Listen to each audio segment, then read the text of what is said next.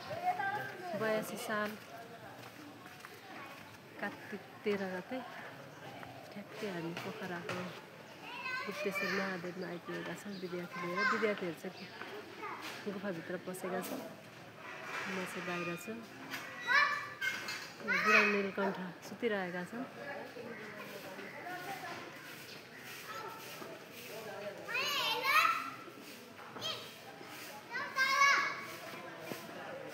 काठमाडौँमा देख्न सकिन्छ बुढा नीलकण्ठ।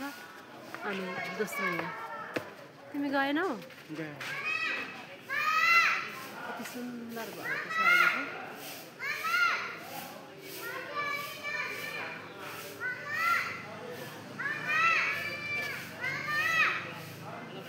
भित्र पसेन।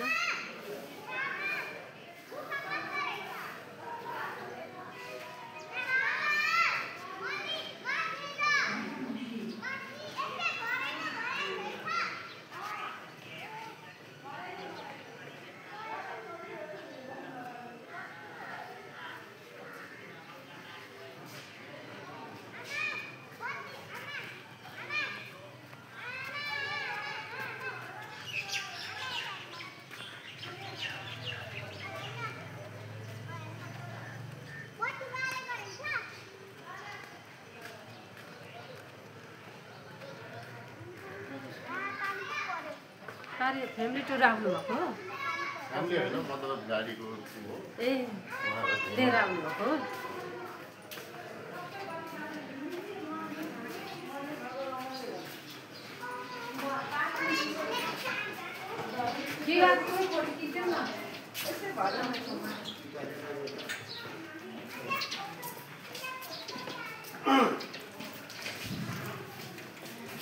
यहाँ चाहिँ टिकट चाहिने थियो हो? भित्र पस्नु चाहिँ प्रवेशद्वार छ, टिकट चाहिन्छ। टिकट लिनु सबै उता हुनुहुन्छ तल।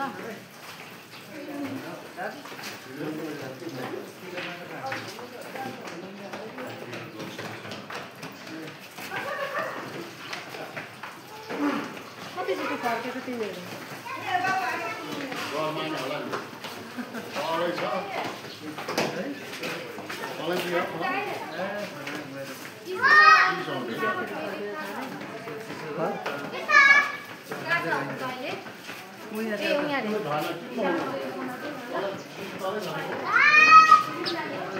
रोहित पुगेनौ?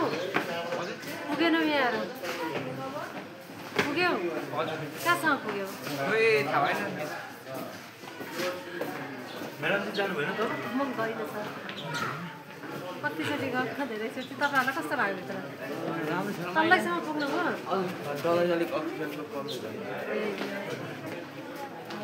अनि तिमीलाई?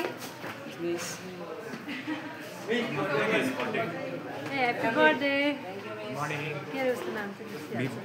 बोल न, यहाँ बोल। कस्तो लाग्यो गुप्तेश्वर महादेव? हो, सास खोल्ने टाइपको रहेछ। म त अलिक सास फेर्ने गाह्रो भयो जस्तो लाग्यो, निक्लिहालेको। कहाँसम्म पुग्यो? तल पुगेन होला? धेरै तल थुप्रै के फल भन्ने त्यहाँ हेऱ्यौ? तर यहाँ मलाई बनाइदेऊ त अब।